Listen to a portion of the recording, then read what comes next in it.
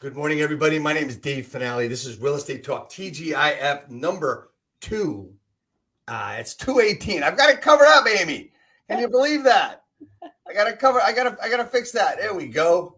We are with the wonderful Amy Gregory this morning. Amy Gregory is the number 20 agent of 85,000 agents in her company worldwide. We are so excited to have her. As with everything else, I run into people through my Instagram engagement and just looking for great people. And this is just another addition to this broadcast, Real Estate Talk TGIF. This is number 218, 215 weeks in a row. We're excited about it. Amy, welcome. Thank you so much for having me. I'm real excited about it. We're going to get right into the story, but first, a quick little video. Real estate agent, are you looking to acquire clients consistently so you can grow your business and your income to live a great lifestyle? This is Dave Finale and the RE Skill Builder Podcast.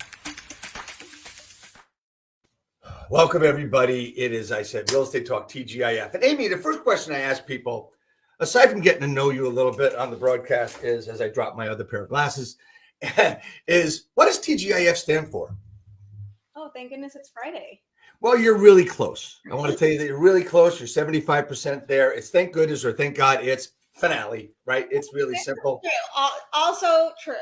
Okay. So I had to make sure that we've had that distinction. So people now that know me very, very well, they ask me, Dave, who's on TGIF this week or who's on thank God it's finale? And when I walk into a room, that's what they say. I don't know why. It just is.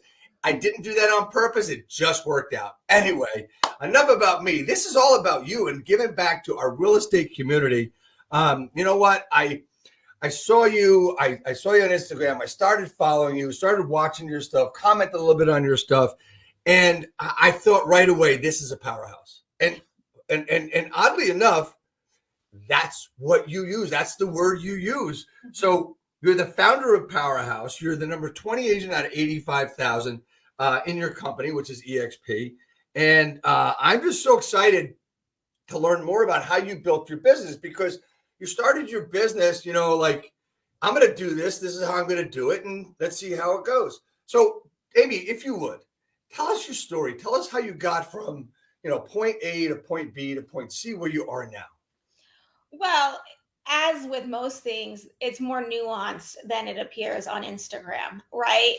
Instagram, we see these little tiny squares that are highlight reels, and we always think everyone like, oh, that just magically happened. Yeah. And that is never the case. That's never the case. So my story has been building since I was in college. I wanted to go to law school. I ended up working as a legal assistant for a local home builder, and that's where I got introduced to real estate. And I did about every job under the sun with that home building company. I did marketing, I did permitting, I was a legal assistant, was there for several years and moved around a lot. I ended up in marketing, and I got my license while I was there. I would fill in for the sales agents when they were sick. And anyways, fast forward, I had babies and I ended up staying home. In 2007, I had my first baby. And this was actually a pivotal moment in the story. Was I worked from home for that home builder for a year, which was not a thing in 2007. Like working from home and like kind of like keeping your quote unquote corporate job, that wasn't a thing in 2007. So those guys were really forward thinking, and it impacted my vision quite a bit. So I did that. 2008, the market crashes. They close their doors. I move on to other things. So I was having babies and building businesses for a period of about 10 years. And in that capacity is where I learned social media. I worked as I did freelance graphic design work. I was published in wedding magazines. Wow. I then had an online storefront, which is where I worked with fashion bloggers. And I learned Instagram inside and out. And the like aha moment for me was when I realized that fashion bloggers and real estate agents have the same business model. They both sell someone else's inventory for a small percentage. And I had always held my license. I just wasn't actively using it. The market was difficult. I was having babies. It just was not the season in life for me. But then when I noticed that, I thought, oh, that's what I'm doing. And so I shut down my online storefront. I went back into real estate. not really knowing what I was going to do, but knowing that I was going to leverage Instagram in real estate. And from there, it has just built and built and built over the last, about 5 years. So when you started to get into real estate and you knew you were going to leverage social media and leverage Instagram, do you remember the first thing you did? The first thing I did was I shut down my online storefront like cold turkey. And it was producing a good income for me. Right. And so that was a big risk I took, but I needed the bandwidth to figure out this other thing. And so sometimes I think we want to keep doing both things at the same time. Yeah. It means you're lackluster at both. Right. And I was financially in a position where I could go a couple of months without that income. And so shut that down. And again, I just think my story is bigger than just me. For me, this is like, I've partnered with God, and it's been like little things along the way have just kind of fallen into place. So I shut my online storefront down. And then I'm not joking, that same week, that old home builder that I used to work for, he emailed me something, and it was about like an open house or a grand opening for a new subdivision, which was what my old role used to be. So I emailed them back and I said, why are you sending this to me? Like, what's going on? And I picked up a consulting gig, consulting them on their social media. And so that was the first thing that kind of got me back into real estate. I just decided I was going to say yes to any opportunity that put me closer to real estate. Okay. And that was the first opportunity that came up. And then it led to consulting national home builders on their social strategies as well. Right. Okay. So your own business starts with just working with the local builder. And what was the next step? What were the steps that got you to, you're only working a few hours a week, and you had a great 6-figure business your first year, and you didn't work the whole year. No, I didn't. And I think that's the other thing agents don't ever want to admit to. Like, they don't want to admit that they can do it quite quickly. I think females actually really thrive in this because they tend to have really solid social networks, like in real life, not necessarily on social media. I always say that women are like the OG social network. Right. But they want to pretend like it's much busier than it needs to be to validate how much money they're making. I made 6 figures in 10 hours a week. I had a baby in October, and I basically took the last 2 months of the year off. I did do one listing, but other than that, I took the last 2 months of the year off. All right. So that's your first year. And I think that year was around 2017, if I'm correct. Right. And so how did you progress 18, 19, 20? How did things move faster for you? What was the process of you building, this national team you have? Yeah. So I realized in that consulting gig, and this is an important thing to understand, is that you'll see things like stair step, right? And oftentimes we want to come into something and we want to be the Kobe Bryant day one. And it's like, listen, Kobe Bryant wasn't Kobe Bryant his rookie year. His rookie year, he was an 18-year-old kid matching up against Michael Jordan, right? And so you have to, like, when you're a rookie, and that's okay. But do it well and it will stack. So what I realized when I was consulting home builders, I realized that they were always trying to talk about low E windows and energy efficiency or whatever, like technical things on the house. And I kept saying, that's not the right angle. You're selling home. Like you need to be talking about where the park is. Can you walk to the school? How far is their commute to the office? All these kind of other things, and kind of sell the lifestyle. And I realized they needed to be talking to females. They need to be talking to moms, and how that house, that location, that product made their life easier. And as I kept circling on that, I realized, that's also my niche. And so I, again, cut off consulting. I quit it cold turkey. And I said, great, I'm going into resale, and that's going to be my messaging on Instagram. And so I knew who my niche was, and I only spoke to them. I didn't try and pick up every deal under the sun. Like, if you want a condo in the city, I'm probably not the best agent for you, and that's okay. So I focused on suburban women, like looking for their move up home. This is what you've just said is basically something I've worked on for years. And it's difficult for a lot of people to see it. And I'm sure you see it on social media as I do, is just they're talking about, the house has 3 bedrooms, 2 baths. It's got a brand new dishwasher, all this other stuff. They're talking about I guess you would call them the features of the home rather than the benefits. And I'm not talking a benefit that this dishwasher will clean your dishes in 20 minutes rather than an hour and 20 minutes. We're talking about the benefits of life, right? Which is so different and something, I mean, you know, I think the best way, correct me if I'm wrong, I think the best way for an agent to actually talk about a new listing is to stand in front of the home or in the home and talk about what you just said. You know, check out this great house. It is seconds from the park. It is really close. If you need anything, Target's right down the street, about 1.5 miles, right? What the benefits are for a family. And you, and believe, and if I'm correct, you but you targeted moms, right? Oh, no, you are correct. Because that's what you are. You're a mom, and mom is number one, and then real estate's going to be 2, 3, or 4 down the line, right? Well, I think, listen, I think if I am correct, I think women influence 78% of all purchases. Now, when it comes to home, I didn't know this when I started. And I think people sometimes think, oh, you knew all that before you started. I didn't know what I was doing. I was just like, I'm going to figure this out. And now in hindsight, I can look back and be like, oh, ding, ding, ding, ding, ding. And I can see the pattern much more clearly now. So now 5 years in, I can pace much faster. I can decide much faster because I know. But women influence 91% of all home purchases. 91%. Right. That's not a small piece. It's not a small piece. And so I always I work with a lot of female solo agents, and I'm always like, you have an unfair advantage. You speak the language, right? If I'm going to Spain and I speak Spanish, and I have an unfair advantage because I can speak the language, right? Women have an unfair advantage in this market.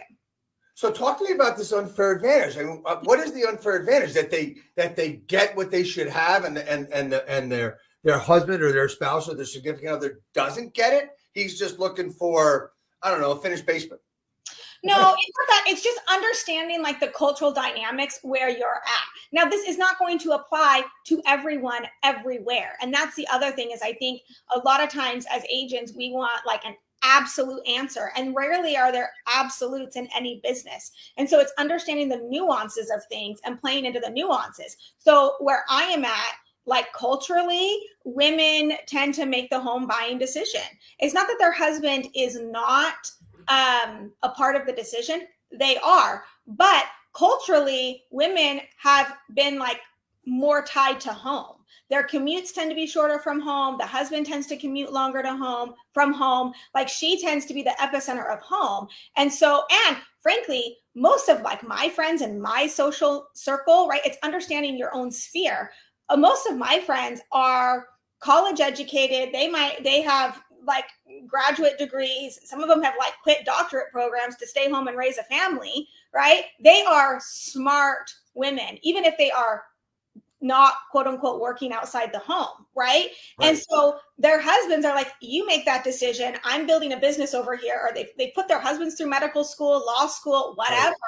And they have this tandem in their marriage where they kind of compartmentalize decisions. She carries the home buying decision and he's involved, but he's involved to the point where it's like, okay, we've narrowed down the neighborhood and I'm going to go look at the top 5 houses. Okay. And then he jumps into the equation heavier there. Yeah, he's jumping into the numbers and stuff. And one of the things that one of my great coaches over the years, John Chaplin, told me and taught me and coached me on was think about the mind compared to the heart, right? So men are here, think here, and women think here, right? And one of the things he would say to us as male agents, right, is get out of your head and get into your heart, right? And the female, the mom, the woman doesn't really have to work at that, right? It just comes to them. Okay, they're thinking about, for the most part, they're thinking about convenience. They're thinking about, how their family is going to evolve. So it's the evolution of the family, which makes an awful lot more sense to that part of the dynamic, right? So a lot of it is like intrinsic. It just doesn't show up on a stat sheet. She's very in tune with like, oh, socially, this is good for my kids. Socially, this is like, close. This works for my husband's commute. This works for my commute. There's a home office, so I can work from home. Like she processes it very differently. Right. She's aware of the number. She knows the number. She works with the lender, all of those things. And the husband's very involved through the whole process. But what's nice is my unfair advantage is she actually wants to come and walk houses with me. Like a lot of times, like I don't want to go walk houses with like the used car salesman real estate agent. I don't want to do that. I'm not doing that. Like Vanna White? She also doesn't want to be cold called. So I'm not cold calling her.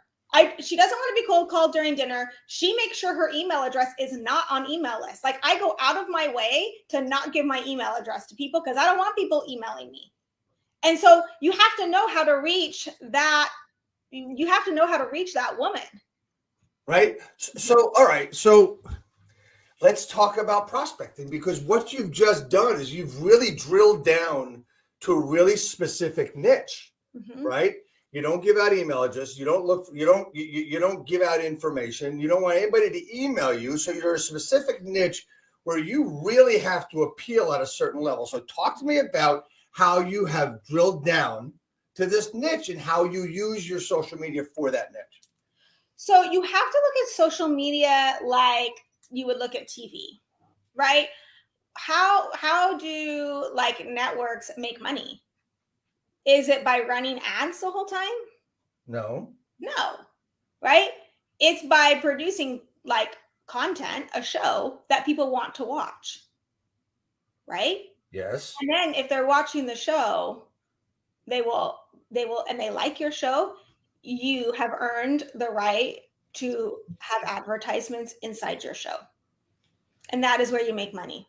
Now, your advertisements must be relevant, right? When you're watching the Super Bowl, you're going to get a lot of car commercials. You're going to get a lot of beer commercials, right? Well, that's the audience, right? When I'm watching HGTV, I'm going to get a totally different ad set, as you should.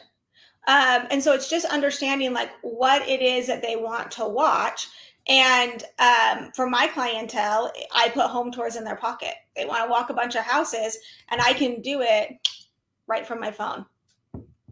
Talk to me about what a home tour in their pocket means.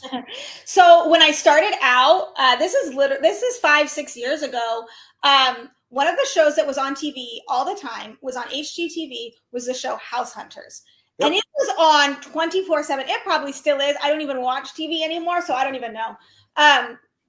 But I remember thinking like they weren't even showing cool houses. It was like a run-of-the-mill $300,000 house. And I'm like, there's not even anything of interest. It's got Formica countertops and oak cabinets, like, ugh, right? And so but I thought that's interesting. It's clearly on all the time because it's working. And so I use Instagram stories. And when I was out walking houses, I would show a couple of frames of the house and tour them through the house. And I would say, oh, what does $500,000 get you in Mesa, Arizona? And I would give them snapshots of the house. Now, I did this, again, I'm oversimplifying it. And I think it's important that people understand the weeds of this a little bit, because I did this when Instagram stories, you had to be posting it live in real time, and you had to be posted from it. I could only film it inside Instagram stories at that exact moment, and it would only film 15 seconds at a time. Right. So I would do Home Tour Tuesday, which meant every single Tuesday I had to be out previewing properties. Okay. I had to schedule it in. So just like you've done 218 episodes, that consistency pays off. And they're like, oh, every Tuesday, Amy's got a home tour. So how many homes did you do? Oh, I don't even know. A ton. No, I mean on a Tuesday, I mean. Oh, I would just do one. Just okay. One. But I couldn't batch them. I couldn't go. Now I can batch them. So now I can go and walk 10 houses all in one day and pick up content, and then I can post them throughout the week or however I want. So in other words, do you multi-purpose your content, or you're just on one place? Well, of course you multi-purpose it. Like, who's got time to not do that? Explain multi-purpose, because there's a lot of people that don't understand what that means. It's like driving a carpool. You know, like you put all the kids in the damn car and do it one time. You know what I mean? It's like, again, this is why women have an unfair advantage. They tend to be more efficient in some of their efforts like that because they're used to like running multiple things, moms especially. So they tend to be, they're used to working under constraints of time. And so they tend to be more efficient in their businesses. So yes, you definitely multi-purpose your content, you batch your content, and yeah. So you've been what I would consider to be ultra successful. I mean, number 20, out of 85,000 now in your company. And when we were talking yesterday, getting ready for this, is we talked about your schedule and basically, I want everybody to really listen very carefully to this answer from the question I ask now. Tell me about your full-time schedule. I don't work full-time. I never will. Oh, say that again, please. I don't think I heard that. I work full-time and I never will. I never will. Right. I'm not interested in working full-time hours. So I always try and keep my transactions at about 10 hours a week. And I'm not crazy about scaling my transaction arm in my business. Is it growing every single year? Yes, it is. Do I have a local team? Yes, I do. And that's growing, but I try and keep that at 10 hours a week. And then I've built underneath the EXP umbrella because, again, it's knowing what your unfair advantage was. So in transaction, my unfair advantages is that, one, I'm a mom to 4, I'm female, and I speak the language, right? So unfair advantage, I'm using it. Also, I know social media. Now, when it comes to the EXP, or like when you think about once you're successful as like a solo agent, you have to say, okay, what's next? How do I build bigger?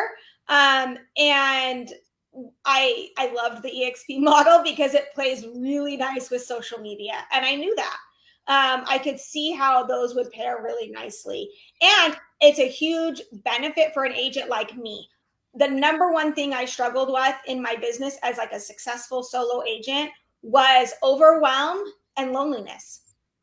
It's just like, it's literally just me in my home office right here building this business. And you go to conferences and try and learn some stuff, but it just didn't feel relevant to me because what's presented on the stage is always like a 40-hour-a-week job. And I'm not interested in a 40-hour-a-week job. Right. Right. And so I don't want to be on a team. I don't need to be on a team. I don't want to be on a team, but I do want to collaborate with other agents that are building similar to me. And so it's actually very similar. It's just understanding how women like to work. It's very similar to when you're a mom and you have that first baby.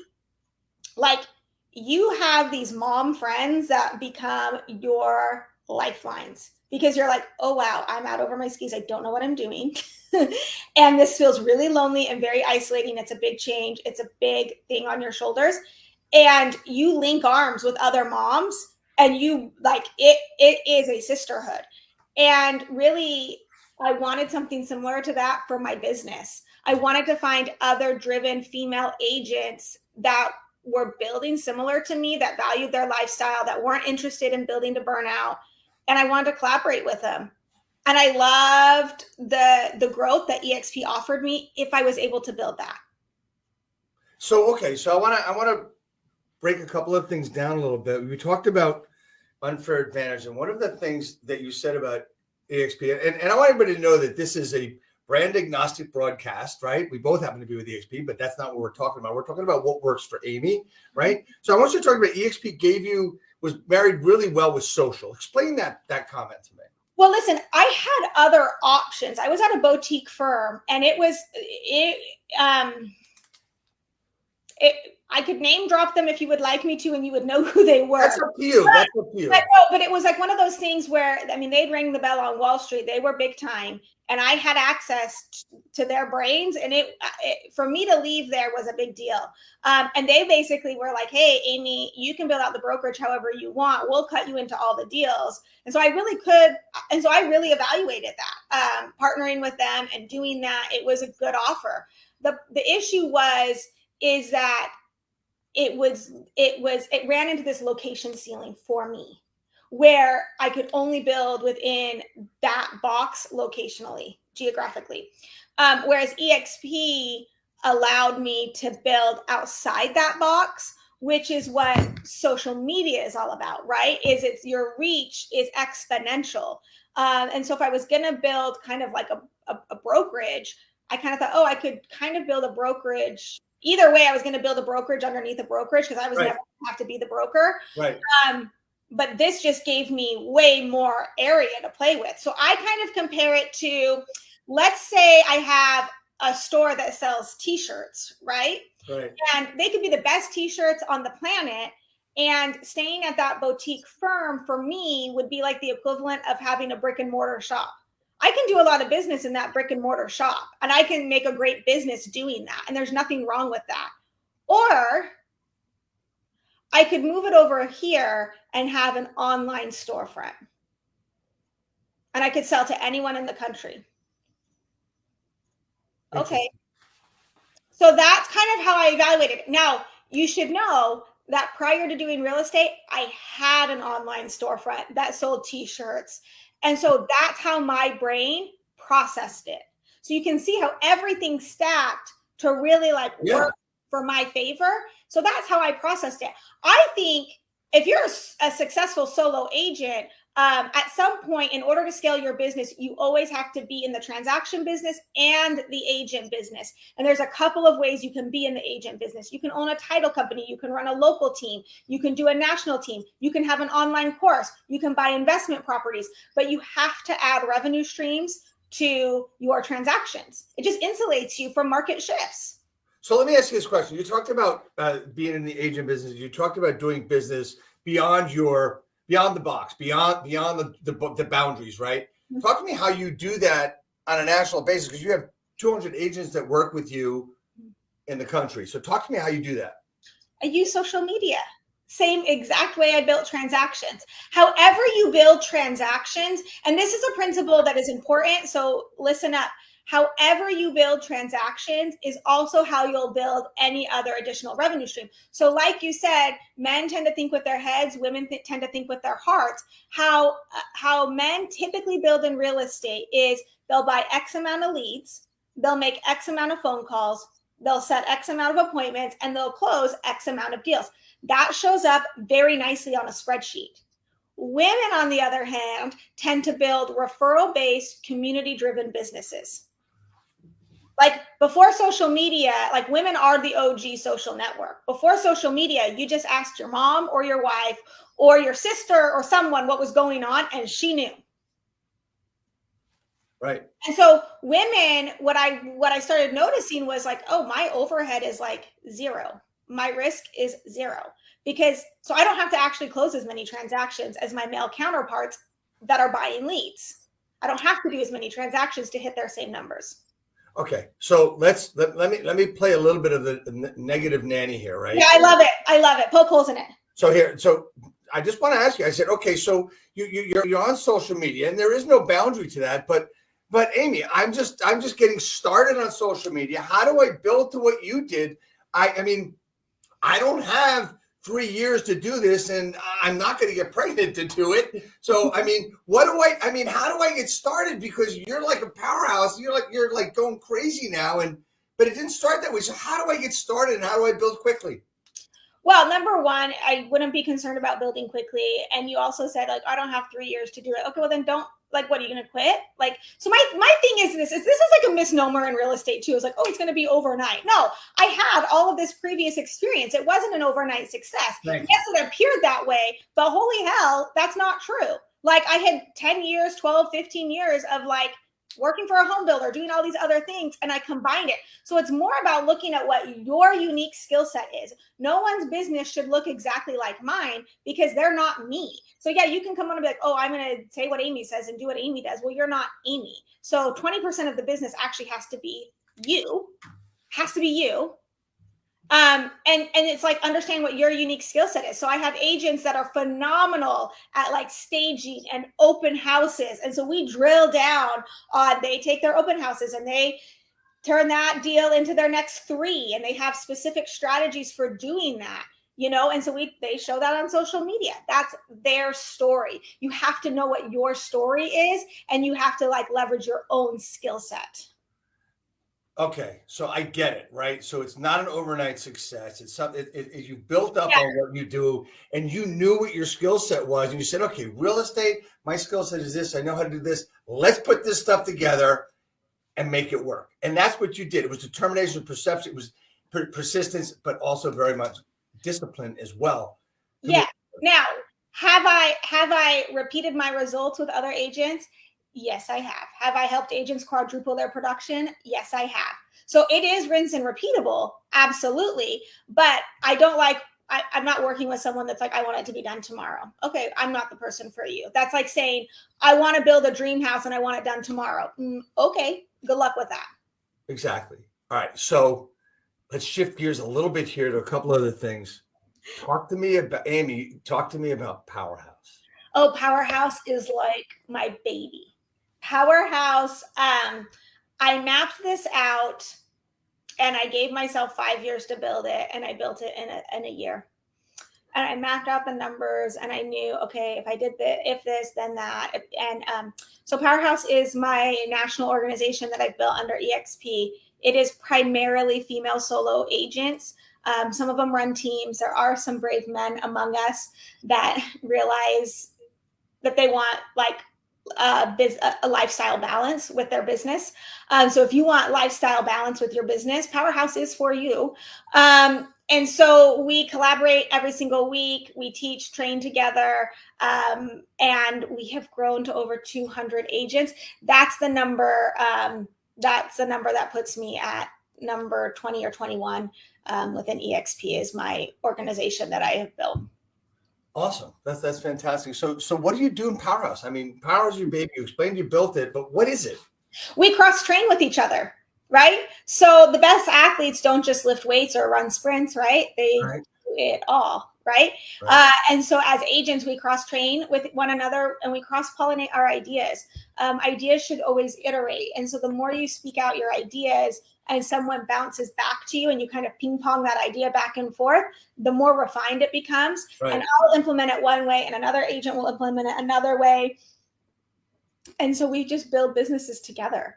But we're not on like a traditional team where we have to split commissions and all of that. I mean, EXP just aligns us financially. So it makes sense for us to help grow that brokerage. Exactly. From a business standpoint, it's brilliant, right? And so we just build together.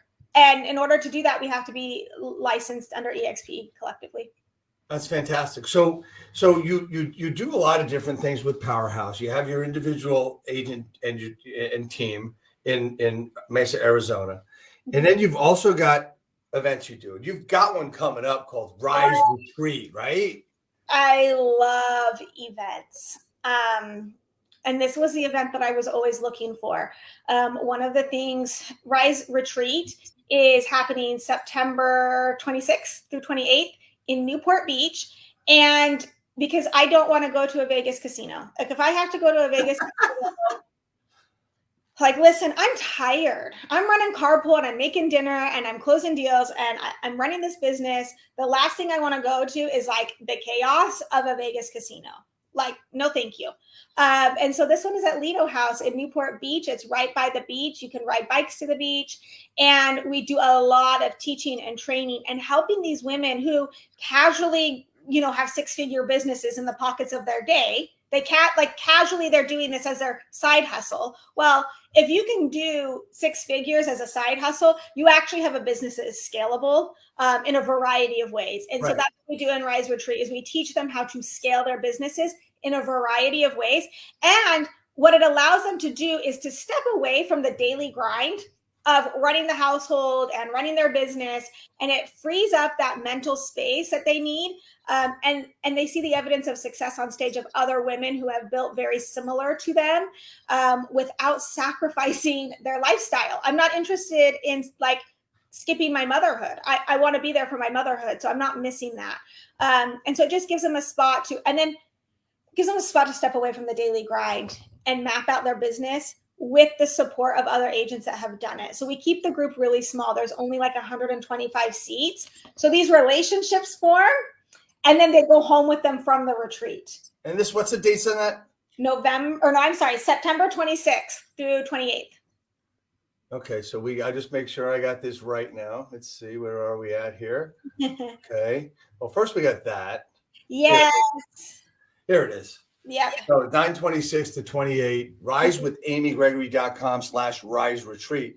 So Amy, we're coming up on a bit of time here. I wanted to make sure that we hit Rise Retreat and Powerhouse. And if someone's getting started with their business, Amy, and what should they do? What's the best? Give me if you had 2, 3, 4 steps for someone, whether a mom or not, how would you help them do that? I think what you really need to do when you're just getting started is you need to find good mentors and good community. I wish that I would have had this when I got started. Instead, it was me listening to a variety of podcasts while I was at the gym, which was really helpful. But I didn't have people to ask questions to on specific things. That when it comes to doing transactions, sure, you can always ask your broker. But when it comes to building a business, that's a different animal. And so you need to be in the room and have relationships with people that have built the business you want, because you'll just skip 3 years of banging your head against the wall. They already have the contacts. They already know how to build the course. They already know how to buy the investment property. They already know the lender you need to talk to. And so you need those relationships because it saves you. You want access to their little black book, so to speak. Absolutely. This has been really. I mean, time went by like so fast here. What the heck happened, right? So, but this is what we try to do here at Real Estate Talk TGIF, is to bring out people that can help others and give value. And you've given a multitude of value here.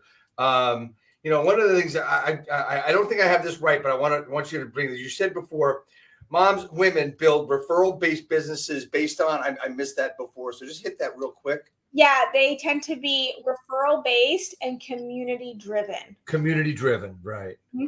Now, here's the thing that is, these things run parallel to each other. So if you are a mom or you are female, this will resonate with you. Community-driven, social media is about building community. It's not about a bunch of followers. It's about building community. Having a community is different than having an audience. I have a community, right? And so we look out for each other. We talk with each other like we have real relationships. And that's the thing with social media. Social media is a place where you can build relationships at scale, right? So my male counterpart might be making phone calls, and for every one phone call, they reach one person on the other end of the line. Now, because I'm kind of a savvy, I like to call my clientele alpha females. They're dominant. They're very smart, right? Right. Alpha females are not on anyone's call list or email list because they don't want to be bugged by it. But you want to know what they do open up every day? Instagram, right? And so I can show up right where they're at, and that one post reached hundreds, thousands, tens of thousands. And it works indefinitely for me. I mean, you are sunshine for many of those that are a little dark, and they just have to get it. I mean, you've lightened up a lot of different things. You've opened my eyes to several things. And honestly, I've been around a couple years longer than you. I mean, but I want to thank you so much, Amy, for coming on. I look forward to collaborating in the future. I just got a couple quick things before we end today. First of all, anybody, if you're looking to connect with Amy, that's her Instagram at Amy Gregory, and her email address, her website, and her phone number are right there. And of course, if you're interested in Rise Retreat, this is where you go. risewithamygregory.com/Rise Retreat. It's going to be September 26th and 28th in Newport Beach, California. Not in Mesa, Arizona, not in Las Vegas, Nevada, but in Newport Beach, which is a beautiful, beautiful place. Amy, the last question I have for you today. Here we go. This is my life right here. There he is. What's your name? Hi. Hi. This is Luke. What's his name? This is Luke. Hey, Lou, what's going on, man? And wouldn't you know it? He's coming in because he's saying, isn't it time for me to go to preschool, Mom? That's what he's coming in to tell me. There you go. Good deal. Good deal. Hey, look, thank you so much. 2 things really quickly. One is, how do I, Dave Finale, help you grow your business, Amy Gregory? Hey, doing this, collaborating, sharing ideas. This is how it's done.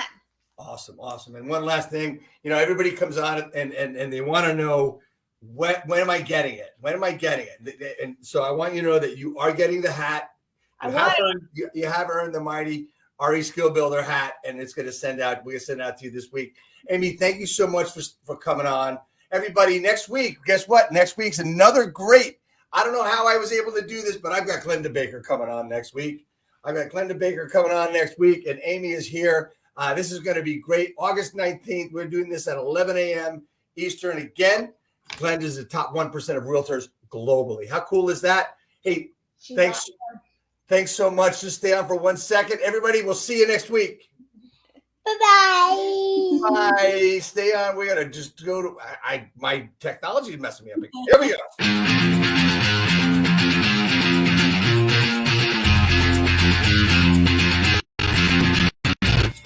It's too loud. Don't push anything. What's that now?